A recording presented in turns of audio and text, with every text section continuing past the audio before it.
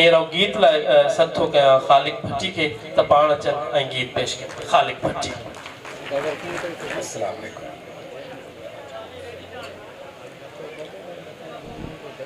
माण्हू सभु न सुहिणा पखी सभु न हंज माण्हू सभु न सुहिणा पखी सभु न हंज कंहिं माण्हूअ मंझि अचे बूए बहार जी। हा प्यार वॾी शइ आहे दिलदार वॾी शइ आहे। हा प्यार वॾी शइ आहे दिलदार वॾी शइ आहे। माण्हू त मिटीअ जो आहे माण्हू त मिटीअ जो आहे किरदार वॾी शइ आहे।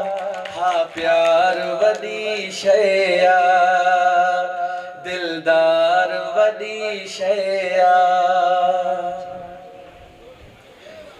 हिन सूंह ऐं साभिया जो हिन सूंह ऐं साभिया जो हिन सूंह ऐं साभिया जो हिन सूंह ऐं साभिया जो संसार वॾी शइ आहे संसार वॾी शइ आहे किरदार वॾी शइ आहे।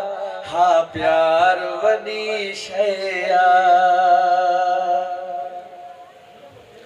भलिया न पिरी भलिया न पिरी भलिया न पिरी भलिया न पिरी इक़रार वॾी शइ आहे इक़रार वॾी शइ आहे किरदार वॾी शइ आहे।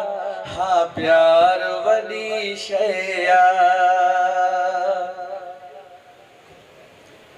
तूं थोरो त मुर्की ॾिस तूं थोरो त मुर्की ॾिस तूं थोरो त मुर्की ॾिस तूं थोरो त मुर्की ॾिस इज़हार वॾी शइ आहे इज़हार वॾी शइ आहे किरदार वॾी शइ आहे दिलदार वॾी शइ आहे।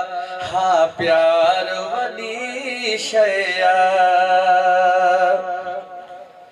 जित तुंहिंजा ई पेर आहिनि जित तुंहिंजा ई पेर आहिनि जित तुंहिंजा ई पेर आहिनि जित तुंहिंजा ई पेर आहिनि सो पार वॾी शइ आहे सो पार वॾी शइ आहे दिलदार वॾी शइ आहे।